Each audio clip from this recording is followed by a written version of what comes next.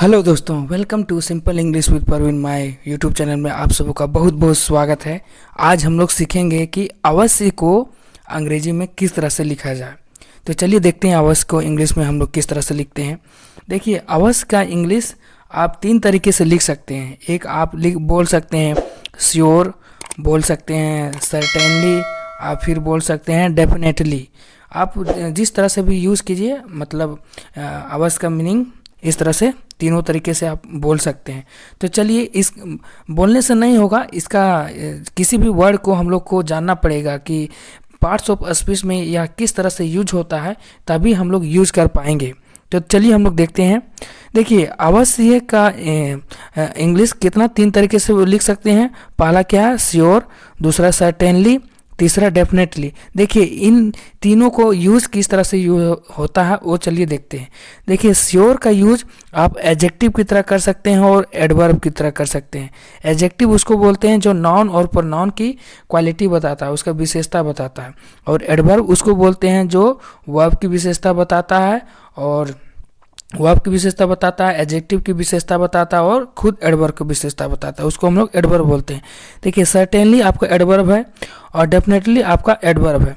यानी श्योर आपका केवल दो तरीके से प्रयोग होगा, आपका एडवर्ब और एडजेक्टिव के रूप में, और सर्टेनली एडवर्ब के रूप में, और डेफिनेटली एडवर्ब के रूप में। चलिए इसका यूज़ देखते हैं। देखिए, यह अभी तीनों का प्रयोग हम लोग एडवर्ब के रूप में करेंगे। एडवर्ब क्या होता है वो तो हम आप लोग को बता दिए। जो वर्ब और एडजेक्टिव और एडवर्ब खुद की विशेषता बताता है, उसको हम लोग एडवर्ब बोलते हैं। देखिए, आई विल श्योर गो, मैं अवश्य जाऊंगी। देखिए, मैं अवश्य जाऊंगी, इसका इंग्लिश किस तरह से हो सकता है, तीन तरीके से।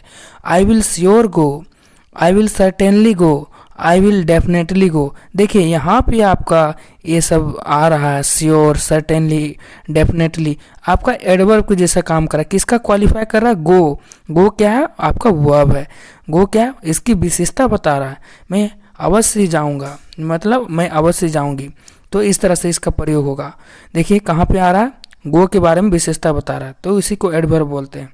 अब चलिए हम लोग देखते हैं श्योर का एडजेक्टिव के रूप में किस तरह से प्रयोग होगा। देखिए, एडवर्ब के रूप में किस तरह से श्योर का हो रहा है, मैं अवश्य जाऊंगी, आई विल श्योर गो। और एडजेक्टिव के रूप में आई एम श्योर, मैं निश्चित हूँ। जब यह एडजेक्टिव के रूप में इसका प्रयोग होगा तो इसका मीनिंग निश्चित होगा।